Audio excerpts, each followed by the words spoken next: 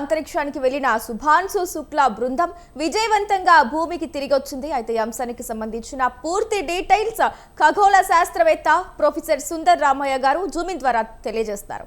రామయ్య గారు నమస్తే అండి. నమస్తే అండి. రైట్ సుందర్ రామయ్య గారు, అసలు ఈ ప్రయోగం ఏంటి, అసలు ఈ ప్రయోగం ఎందుకు చేశారు, వేటి మీద అధ్యయనం చేశారు?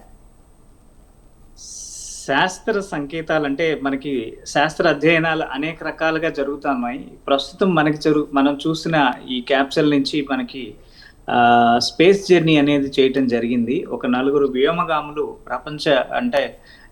భారతదేశంతో పాటు ప్రపంచం మొత్తం మీద కూడా ఒక నలుగురు వ్యోమగాములు నిర్ణయించబడి వీరు డిఫరెంట్ శాస్త్రీయ పరిశోధనల కోసం స్పేస్ స్టేషన్కి వెళ్ళటం జరిగింది. ఈ స్పేస్ స్టేషన్లో అక్కడ ఉండే భౌతికమైన అంశాలు ఎలా ఉన్నాయి, ఈ భూమి మీద ఎలాంటి వాతావరణ పరిస్థితులు మనకు ఉన్నాయి, ఇక్కడి నుంచి స్పేస్ స్టేషన్కి వెళ్ళినప్పుడు అక్కడ ఉండే మైక్రో గ్రావిటేషన్ అనేది ముఖ్యమైన ఆధారితమైన మనిషి మనుగడకి ఆధారితమైనది. సో దానిలో ఎటువంటి మార్పులు వస్తూ ఉన్నాయి, ఒకవేళ భవిష్యత్తులో మనం స్పేస్ జర్నీ లాంటిది ఏమైనా చేయాలి అంటే మానవాళికి ఇది అంటే అందుబాటులో ఉంటుందా, లేకపోతే దానిలో ఇంకా ఏదైనా క్లిష్టతరమైన అంశాలు ఉంటాయా, అదేవిధంగా భౌగోళికంగా బయలాజికల్ అనేది చాలా గొప్ప విషయం. మనకి ఈ బయలాజికల్ కనెక్టివిటీ వల్లే ఈ హ్యూమన్ బాడీ డిఎన్ఏ కానీ హ్యూమన్ బాడీ యాక్సెస్ అంతా కూడా కనెక్టివిటీ జరుగుతూ ఉంది.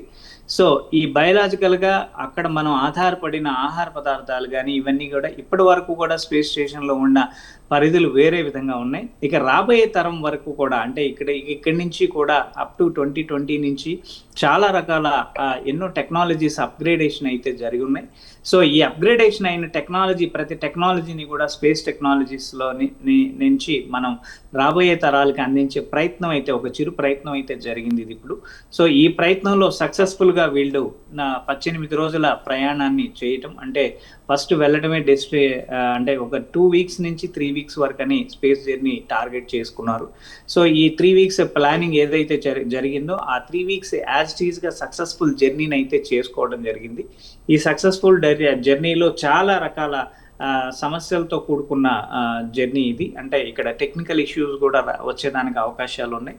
సో స్పేస్ స్టేషన్ వరకు వాళ్ళు కనెక్ట్ అవ్వటము, తర్వాత డాకింగ్ ప్రాసెస్ అనేది సక్సెస్ఫుల్గా జరగటము, దాని తర్వాత ఈ స్పేస్ జర్నీలోనే ఎదుర్కొనే మార్పులు ఏవైతే ఉన్నాయో ప్రీవియస్లో ఏదైనా ఒక వర్క్ ఓరియంటెడ్గా టార్గెటెడ్గా వెళ్ళి వచ్చేవాళ్ళు. ఏదైనా స్పేస్ స్టేషన్లో అవసరము అంటే వారికి ప్రత్యేకమైన ట్రైనింగ్ ఇచ్చి వారిని అక్కడికి పంపించి అక్కడి నుంచి ఏదో చేసేవాళ్ళు. దానికన్నా ముందల రోబోట్స్ని మాత్రమే పంపించారు. అంటే డైరెక్ట్గా మనిషిని పంపించడం కూడా రిస్క్ అనే పరిధి నుంచి ఒక తర్వాత మనుషులు కూడా స్పేస్ జర్నీ చేయటం మొదలుపెట్టారు. ఆ స్పేస్ జర్నీలో వాళ్ళు వర్క్ ఓరియంటెడ్గానే చేశారు.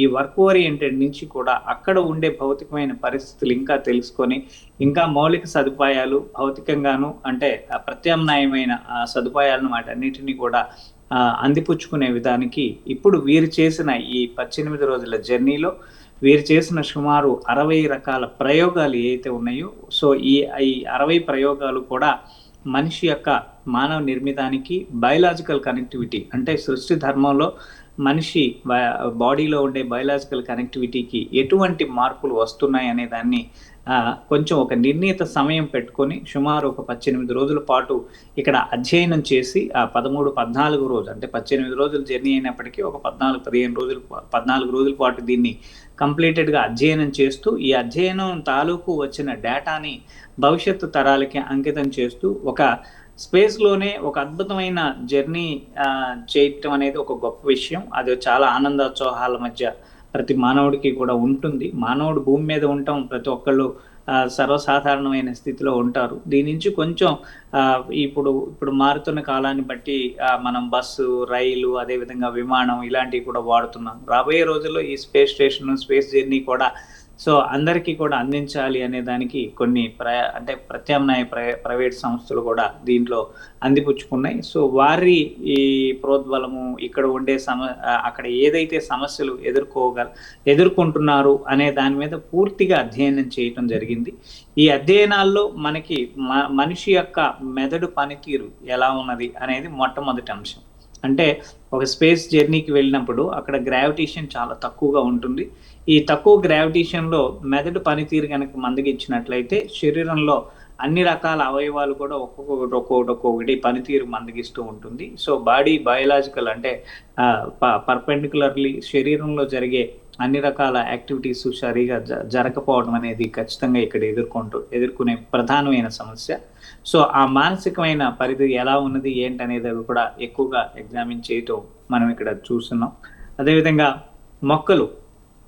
మొక్కలు ఎలా అయితే భూమి మీద మొలకెత్తుతాయో ఒక స్పెసిఫిక్ కృత్రిమమైన వాతావరణాన్ని కలుగు చేసి ఆ కృత్రిమ వాతావరణంలోనే ఆ మొక్కలు ఎలా ఎదుగుతున్నాయో అనే విషయాన్ని కూడా గింజ దగ్గర నుంచి అది మొలక వచ్చేంత వరకు, మొక్క దగ్గర నుంచి ఒక చిన్న మొలకనిచ్చి ఒక చిన్న మొక్కగా ఆవిర్భావం చెందేంత వరకు కొంత సమయాన్ని అంటే ప్రీవియస్ వాళ్ళు కూడా చూడటం జరిగింది. సక్సెస్ఫుల్గా అక్కడ విత్తనాలు మొలకెత్తాయి అనే విషయాన్ని మనకు తెలియజేయడం గతంలో జరిగిన స్పేస్ జర్నీలో మనకి కొన్ని ఎగ్జాంపుల్స్ ఉన్నాయి. సో దాన్ని ఇంకొంచెం అధ్యయనం క్యారీ ఫార్వర్డ్ ప్రాసెస్లో వీళ్ళు అదే మొక్కలు ఇప్పుడు ఏ స్థాయిలో ఉన్నాయి, ఎంత గ్రోతింగ్ ఎదిగినాయి, ఆ గ్రోతింగ్లో ఏ మార్పులు ఉన్నాయి, దాంట్లో ఇంకేమైనా అవసరమైన పరిధులు ఇంకా పెంచుకోవాలా, అంటే ఒక మొక్కనే మనం అక్కడ పెంచుకోగలుగుతున్నాము లేకపోతే దానికి అవసరమైన వాతావరణాన్ని స్పేస్లో మనం క్రియేట్ చేసుకోగలుగుతున్నాము అంటే అది కొంచెం ఖచ్చితమైన ఆధారితమైన వ్యవస్థ కిందే మారుతుంది అనే దానికి దీని మీద అనేక వ్యవస్థల్ని మనం నిర్మాణం చేసుకుంటూ ప్రతిదాన్ని కూడా ఇప్పుడు ఉన్న లేటెస్ట్ డయాగ్నోస్ సిస్టమ్ తోటి ప్రతిదాన్ని కూడా అంచనాలు వేసుకుంటూ సో ఈ డయాగ్నోస్ సిస్టంలో వచ్చే కొత్త మార్పులు ఏదైతే కావాలో వాటన్నిటిని కృత్రిమ ఆధారితమైన డిఫరెంట్ టైప్ ఆఫ్ ఈ ఎనాలిసిస్ మొత్తాన్ని కూడా దానికి తగిన విధంగా కృత్రిమంగా రాబోయే క్యాప్సూల్ కూడా ఇంకా గొప్పగా డిజైన్ చేసుకొని ఎక్కువ స్పేస్ జర్నీస్ చేయగలిగే విధంగా ప్రతి సామాన్యుడికి ఇది అందుబాటులోకి వచ్చే విధంగాను దీన్ని నిర్మాణం అయితే జరిగింది. ఆ నిర్మాణంలోనే సక్సెస్ఫుల్ జర్నీ అయితే చేశారు అనేది మనకు అర్థమవుతుంది. రైట్ అండి సుందర్ రామయ్య గారు, అంటే అసలు ఈ అంతరిక్ష యాత్ర ఏదైతే ఉందో ఇది భారత్కు కానీ భవితవ్యానికి కానీ ఎలా ఉపయోగపడుతుంది అసలు? ఈ యాత్రలో భవితకి ఇప్పుడు ప్రస్తుతం మనం సాధించినది ఏం చేసినా అక్కడంతా కృత్రిమమైన ఆధారితమే. అంటే వీళ్ళు అక్కడ స్పేస్ క్యాప్సూల్ డిజైన్ చేసుకున్నారు, క్యాప్సూల్ ద్వారా వెళ్ళారు, స్పేస్ స్టేషన్ అక్కడ ఆల్రెడీ ఎగ్జిస్టింగ్ డిజైన్ అయ్యి ఉన్నది. ఆ స్పేస్ స్టేషన్స్లోనే ఇదివరకు అంటే ఒక 20 సంవత్సరాలు 15 సంవత్సరాల కిందట ఉన్న టెక్నాలజీ కన్నా ఇప్పుడు వెహికల్ స్పీడ్స్ పెరిగినాయి, వెహికల్ అప్గ్రేడెడ్స్ పెరిగినాయి, బయోలాజికల్ కనెక్టివిటీకి ఎలా రీఫార్మేషన్ చేసుకోవాలనే దానికి కొన్ని శాస్త్రీయ పరిజ్ఞానంలో కొన్నిటిని అద్భుతాలని సాధించిన ప్రగతి ఉంది. వీటన్నిటిని ఆధారితంతో సుమారు ఒక 30 రకాల ఇన్నోవేషన్స్ వాల్యూస్ అన్నిటినీ కూడా అక్కడ ఫంక్షనాలిటీ చేసి దాని ద్వారా ఒక 60 నుంచి 65 రకాల టెస్టుల్ని వాళ్ళు మానిటరింగ్ చేశారు. ఏదైతే ఈ టెస్ట్ని వాళ్ళు తీసుకున్నారో ఆ టెస్ట్ విలువ అనేది చాలా గొప్పది. అంటే అక్కడికి వెళ్ళిన తర్వాత మనిషి యొక్క హావభావాలు ఎలా ఉన్నాయి, శరీరం ప్రవృత్తి ఎలా ఉంది, అక్కడ జీరో స్పేస్లోకి వెళ్ళిన తర్వాత ఇక్కడ గాలి మనకి తగులుతామంటే మనం హ్యాపీగా ఉంటాం. వాళ్ళు కంప్లీట్ ఆ సూట్ని కోట్ని కంటిన్యూటీ 18 days కంటిన్యూస్ వాళ్ళు అనుభవించి ఉండాలి. అదేవిధంగా ప్రత్యామ్నాయంగా వీళ్ళు స్పేస్ జర్నీ చేయక ముందలే ఇలాంటివి ఆర్టిఫిషియల్గా సాధనాలను పెట్టేసి జీరో గ్రావిటేషన్ ఫోర్స్లో కొన్ని ట్రయల్స్ అయితే వేస్తారు. ఆ ట్రయల్స్లో కూడా వాళ్ళకి అక్కడ సక్సెస్ఫుల్ ఉంటుంది. కానీ యథార్థంగా పనిచేయటమే అక్కడ గొప్పతనం. అంటే ఇక్కడ ఉండే ప్రత్యామ్నాయ పరిధులకి ఇక్కడ ఏర్పాటు చేసిన ఆర్టిఫిషియల్ స్పేస్ జర్నీకి అక్కడ రియల్ జర్నీకి చాలా తేడా ఉంటుంది.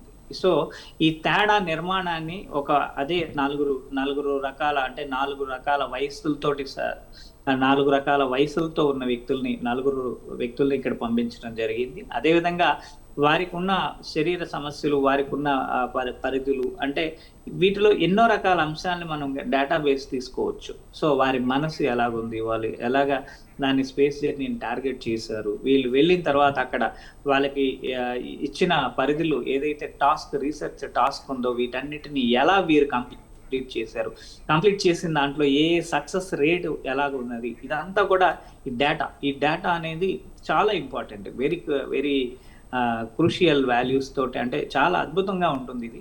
సో ఇది రాబోయే ఇంకొక స్పేస్ జర్నీకి ఇది కీలకం అవుతుంది. అంటే కొన్ని అప్డేట్స్ మెరుగుపడి ఉంటాయి. ఆ అప్డేట్స్ని ఖచ్చితంగా మైక్రో న్యూట్రియంట్స్, ఇదివరకు ఉన్న మైక్రో న్యూట్రియంట్కి ఇప్పుడు ఇంకా కొన్ని యాడ్ ఆన్ చేస్తే ఇంకా కొంతకాలం ఎక్కువగా స్పేస్ జర్నీ చేయొచ్చు, ఎక్కువ కాలం స్పేస్లో ఉండొచ్చు, ఎక్కువ కాలం మనకు కావాల్సిన పనులన్నీ కంప్లీట్ చేసుకోవచ్చు.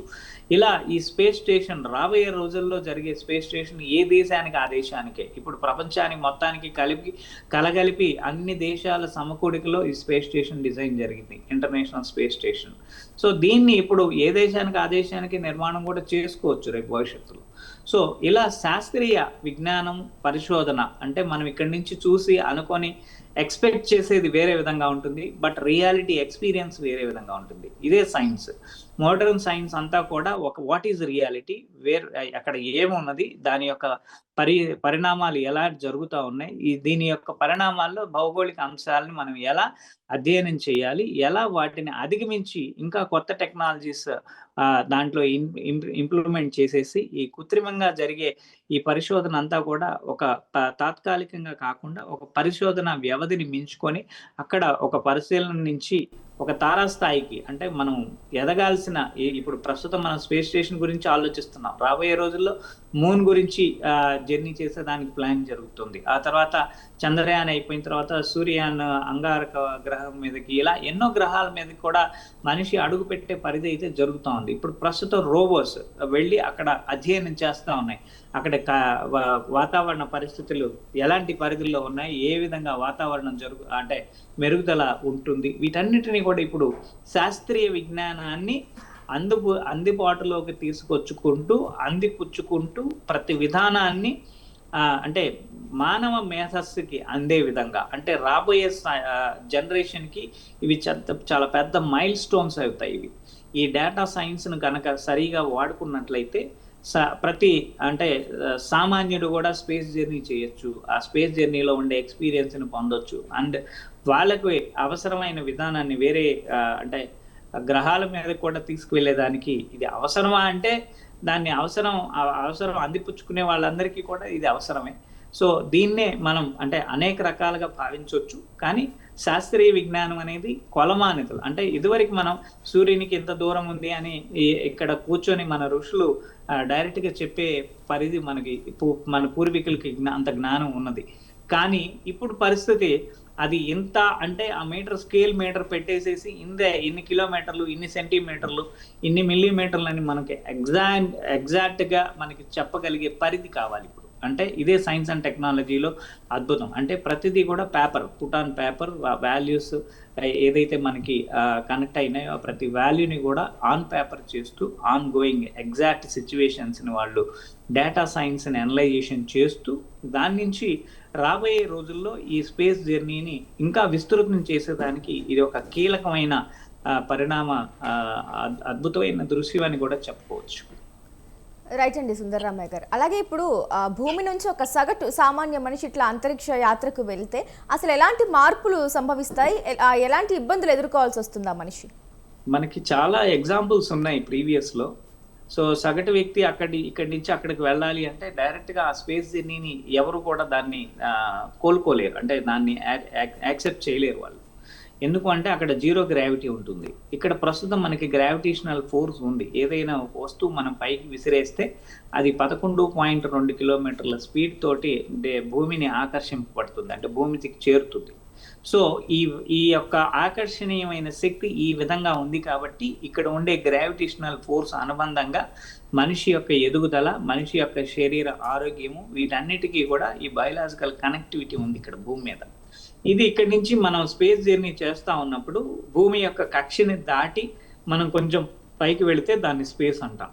సో భూమి యొక్క ఉపరితల ద్రోణి పూర్తిగా దాటిపోయిన తర్వాత అక్కడ జీరో గ్రావిటీ ఉంటుంది. స్పేస్లో ఎటువంటి గ్రావిటీ ఉండదు. ఏ వస్తువు అక్కడ పెట్టినా కానీ అది గాలిలో తిరుగుతూ, అంటే అక్కడ ఉండే స్పేస్లో గాలి అనలేము, అక్కడ గాలి కూడా చాలా తక్కువే ఉంటుంది, ఉండదు, మైన్యూట్, వెరీ మైన్యూట్ అంటాం దాన్ని. సో అక్కడ ఉండే స్పేస్లో అది రొటేట్ అవుతూ ఉంటుంది. ఈ రొటేట్ అవుతున్న వేగాన్ని గరిష్ట ప్రమాణాన్ని మనం కనుక లెక్క వేస్తే ఇప్పుడు ప్రస్తుతం మనకి రాకెట్, మనకి క్యాప్సుల్ ఏదైతే కిందకి జర్నీ చేయడానికి సుమారు 24 గంటల సమయం ఆ భూమి యొక్క కక్షలోనే తీసుకుంటూ వీళ్ళు ఫాల్ డౌన్ అంటే కిందకి భూమి మీదకి రావడానికి ఇప్పుడు జరిగింది. సో ఈ ప్రయాణం అక్కడికి వెళ్ళిన తర్వాత ఇతని యొక్క భౌతికమైన శరీరం ఆ లో గ్రావిటేషన్ ఉండటం చేత, గాలిలో ఎగరటం చేత ప్రతి వస్తువుని పట్టుకోవడానికి చాలా ఎక్కువ ఎనర్జీ కన్జ్యూమ్ అవుతుంది. అంటే మనం ఇక్కడ చూస్తూ, నిద్రపోతూ, శ్వాసిస్తూ భూమి మీద మనం చేస్తున్న ప్రక్రియలకి మనకి ఏదైతే ఎనర్జీ ఇక్కడ కన్జ్యూమ్ అవుతుందో దీనికి సుమారు అంటే ఒక 20 రెట్లు 30 రెట్లు ఎనర్జీ అక్కడ జనరల్ ప్రాసెస్లోనే కన్జ్యూమ్ అవుతుంది. అంటే వాళ్ళు ఏం పని చేయకపోయినా కానీ అక్కడ ఎనర్జీ కన్జ్యూమ్ అవుతుంది. ఎందుకు అంటే గ్రావిటేషనల్ ఫోర్స్ లేదు, ఎనర్జీ ప్రత్యామ్నాయ పరిధి లేదు. సో దానికి మైక్రో న్యూట్రియంట్ ఏదో ఒక ఎనర్జీని ప్రత్యామ్నాయంగా తీసుకోవాలి అంటే డైజెస్టివ్ సిస్టమ్ పర్ఫెక్ట్గా పనిచేయాలి. ఈ డైజెస్టివ్ సిస్టంలో మనం ఏదైనా ఆహారం వీటన్నిటిని తీసుకుంటే మలమూత్రాలకు వెళ్ళడానికి కూడా అక్కడ కొంచెం డిస్కంఫర్ట్స్ ఉంటాయి. సో దానికోసం వాళ్ళకి కంప్లీటెడ్ లిక్విడ్ మెటీరియల్స్ అవన్నీ కూడా కొన్ని లిమిటేషన్స్ ఉంటాయి. ఇంత తక్కువ వాటర్ తీసుకోవాలి, ఇంత క్వాంటిటీ ఫుడ్ని మాత్రమే తీసుకోవాలి, అవి కూడా క్యాప్సూల్స్ రూపంలో ఉంటాయి వాళ్ళకి. సో ఇవన్నీ కూడా మనం అనేక రకాలైన ఇప్పటికే జర్నీ చేసిన అనుభవాలు ఇవన్నీ కూడా.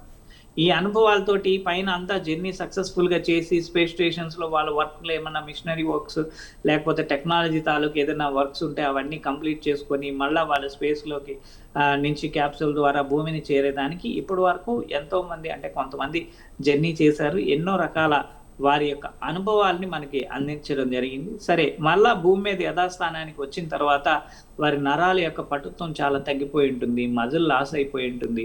సో బోన్ కూడా ఆ డెన్సిటీ అనేది అంత క్లియర్గా ఉండదు. ఎందుకు అంటే బోన్ ఆ వెయిట్ని మనం బ్యాలెన్స్ చేయలేం. అక్కడ వేరే ఎన్విరాన్మెంట్లో ఉన్నాము. అక్కడ కేవలం మన బాడీ అంతా కూడా స్థూలంగా గాలిలో తేలుతూ ఉంటుంది. ఈ తేలుతున్న పరిధి నుంచి ఇక్కడికి వచ్చి మళ్ళీ భూమి ఆకర్షణ శక్తికి ఆల్ ఆఫ్ సడన్ మళ్ళీ కనెక్ట్ అవ్వాలి అంటే దీనికి ఇప్పుడు మనం ప్రీవియస్లో ఎంతోమంది ఆస్ట్రోనాయిట్స్ కొంతమంది దాదాపు నెలలు ఉన్నారు, కొంతమంది దాదాపు సంవత్సరం, దాదాపు 9 నెలల పాటు కూడా మనకి ప్రీవియస్లో మన వాళ్ళు ఉండిన పరిధి అయితే మనకు తెలుస్తూ ఉంది. సో వాళ్ళ కండిషన్స్, ఫిజికల్ కండిషన్స్ ఇప్పుడు ఎలా ఉన్నాయి, వీటి ఎగ్జామినేషన్ అని ఇంకా జరుగుతూనే ఉంది. ఇది అంటే నిరంతర ప్రక్రియ అండి. ఇది ఈరోజు సైన్స్, ఈరోజు ఒక అవుట్పుట్ డేటా వస్తే దీన్నే మనం ప్రత్యేకంగా ఇది నిజమైన అంశం అని అనుకోలేము. కానీ దీన్ని ప్రభావితం చేస్తూ ఇంకొక కొత్త అంశాన్ని ఎదుర్కొనే విధంగా, లేకపోతే దీంట్లోనే ఒక కొత్త విలువల్ని సమాజానికి తెలియజేసే విధంగా ఈ యొక్క శాస్త్రీయ విజ్ఞానం అనేది ప్రతిరోజు ఎదుగుతూనే ఉంటుంది. ఈ యొక్క పరిమితి సమాజానికి ఎంతో గొప్ప విలువలతోటి ఉంటుంది. ఇది పూర్తిగా ఇదివరకంటే ఆ సిలబస్ ఉంది కానీ పూర్తిగా అంటే సర్టిఫైడ్ లేదా క్యాలిక్యులేషన్ 100% రియల్ క్యాలిక్యులేషనా కాదా అంటే దగ్గర మన పూర్వీకులు కళ్ళు మూసుకొని ధ్యానంలో ఉండి ఆలోచించి చేసింది. ఇప్పుడు ఇది రెండు ఇంచుమించు ఒకే దగ్గరగానే ఉన్నాయి క్యాలిక్యులేషన్స్లో కూడా. కానీ అది వారికి ఎలా సాధ్యమైంది? ఇప్పుడు మనం దీన్ని ప్రాపరేట్గా మనం చేయడం ద్వారా ఇది ఫిజికల్గా చాలా క్లియర్గా దీనికి నమూనా అనేది మనకు దొరుకుతుంది. ఈ నమూనా ద్వారానే రాబోయే రోజుల్లో ఈ స్పేస్ జర్నీని ఇంకా కొంచెం ఉధృతం చేసే పరిధి అయితే తెలుస్తుంది. ప్రస్తుతానికి ప్రైవేట్ కొన్ని స్పేస్ స్టేషన్స్, ఏరోస్పేస్ సెంటర్స్ అన్నీ కూడా ఈ యొక్క విధానాన్ని ఇంకా కొంచెం ఎక్కువగా సమాజానికి అందించే ప్రక్రియలో భాగంగానే చాలా ఆసక్తి చూపిస్తున్నారు అనేది మనకు కూడా తెలుస్తుంది కొన్ని విధానాలు. రైట్ అండి సుందర్ రామయ్య గారు, థ్యాంక్ యూ వాళ్ళ డిస్కషన్లో పాల్గొన్నందుకు థ్యాంక్ యూ అండి. ప్రొఫెసర్ సుందర్ రామయ్య గారు, ఖగోళ శాస్త్రవేత్త. రైట్, ఇవి ఇప్పటి వరకు నా అప్డేట్స్. చూస్తూనే ఉండండి స్వతంత్ర న్యూస్.